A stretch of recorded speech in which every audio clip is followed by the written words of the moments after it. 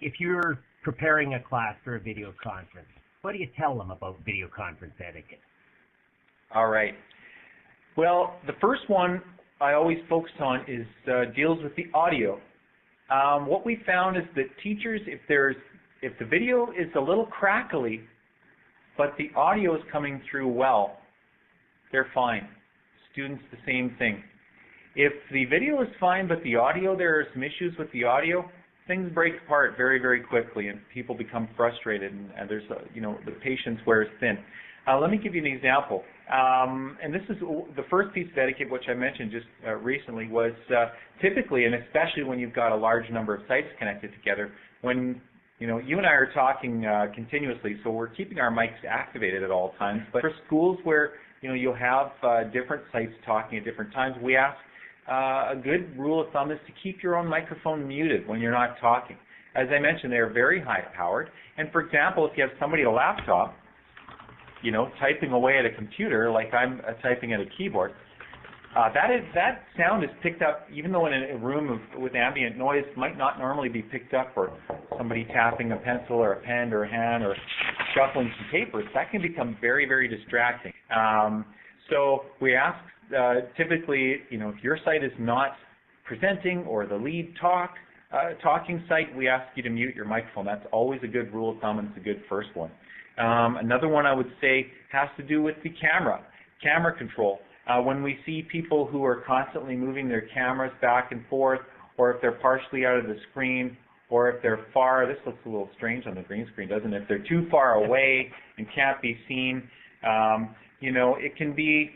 it can be a little distracting. And so one way to deal with that is with camera presets. For example, I've got a preset in here that when I push the number 0 on my remote, boom, it'll move the camera right in here.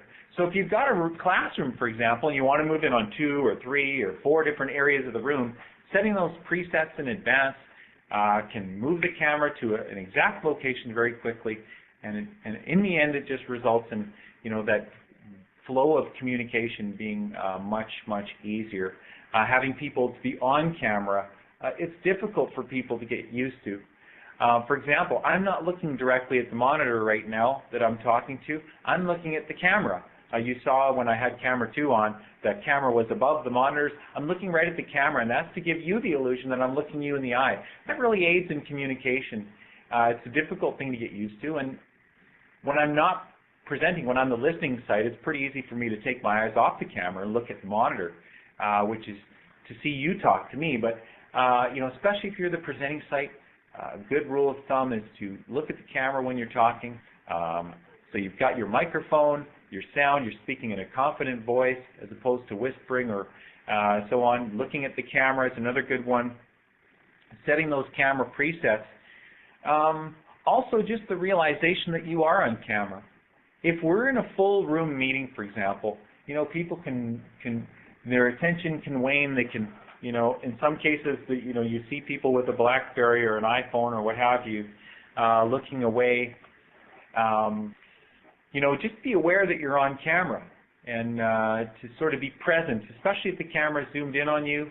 There are embarrassing situations that can come up where people are not fully focused, and in a face-to-face environment, it doesn't seem to be as apparent as when you're in a video conference. So it's certainly another thing to think about.